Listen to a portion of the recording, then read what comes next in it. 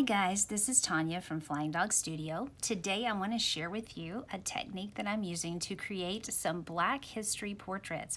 Now these are not just for Black History Month, this is actually an ongoing project I have in the works, and I want to share with you a technique that I use to create these pieces that I like to call lifting. The reference photos that I have from the internet are kind of grainy because they're old photos, and I like that graininess, and I want to keep that in the final piece. So I use a process that I like to call lifting, where you cover the entire piece with black and then you lift out the light. So it is the reverse, I would say, of actually drawing a piece and shading. I have used this technique with my students where we take a black piece of paper and then we use either white chalk pastel or a white colored pencil, and we lift out the piece. We pull the piece out of the darkness and bring it into the light. So that's what we're going to be doing today. Now I have started with just a simple drawing to kind of give you the idea, and I'm going to show you my layers. I have my drawing layer on the bottom, and I have locked that. Above that, I have the color layer. Now I have chosen black, and I'm choosing just a brush. I've downloaded from Gumroad. Matt, I can't remember his last name. I'll see if I can find the link and put it below for you.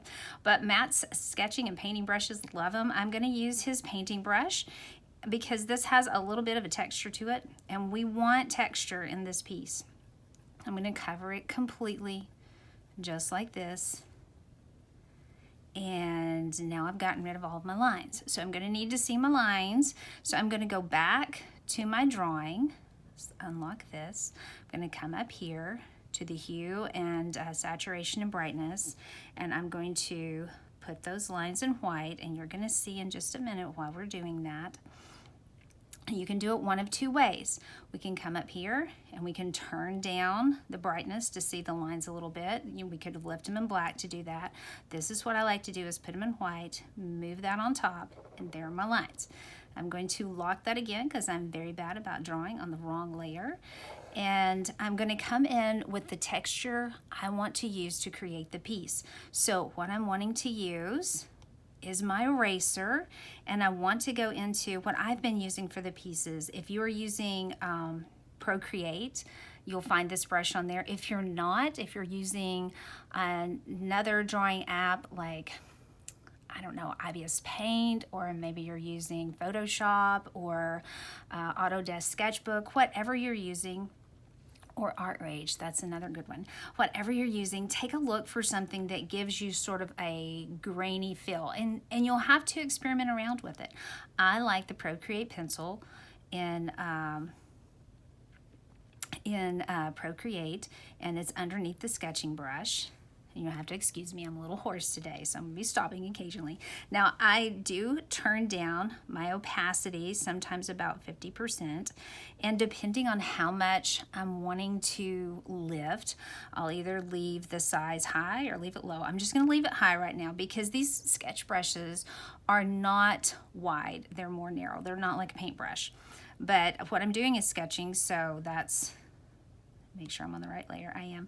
All right, what I'm doing is sketching, so I want to keep it kind of narrow. All right, so you see I am lifting out the color. I'm lifting that out. And for me, and I'm going to zoom in on that so you can see a little better. For me, doing it this way is a lot easier than laying down the color, because I've already have the color built up. I don't have to spend all the time building it up. It's actually a quicker process just to remove the color. And I tend to have a more even product when I do it this way because, I don't know, to me it's easier. It's easier to get it even because you can see there are little splotches and stuff through here. I'm going to turn up the opacity of the brush just a little bit and take off a little bit more at a time.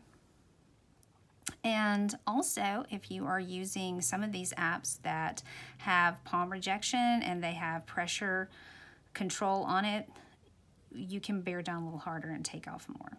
Now, if you say, oh, I took off too much of an area, now what am I going to do? Come to your brushes, pick up that same brush if you can. If you're using Procreate, you can do that. If you're using another app, trying to find a brush that has the same texture as your eraser. And I've got the Procreate pencil in there, and I have black, so I'm going to come back over an area and just kind of lightly go back over it and put that color back on. So it's a process of going back and forth. And just remember to have a couple of layers. You're going to take your drawing layer and you're going to reverse it out, take all the color out of it, and have it as a white layer, have it on top.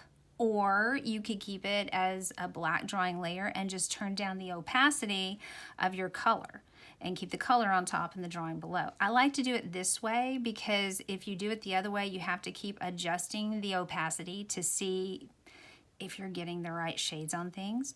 So if you are following along to the end of this video, you're going to see, this is my first video. This is going to be Aretha Franklin. I'm also going to have Nat King Cole, and I am going to have some inventors there as well, so hang in there. I even might do Prince because I grew up loving Prince, so hang in there, and we're going to have a Black History portrait project. Thanks so much, guys.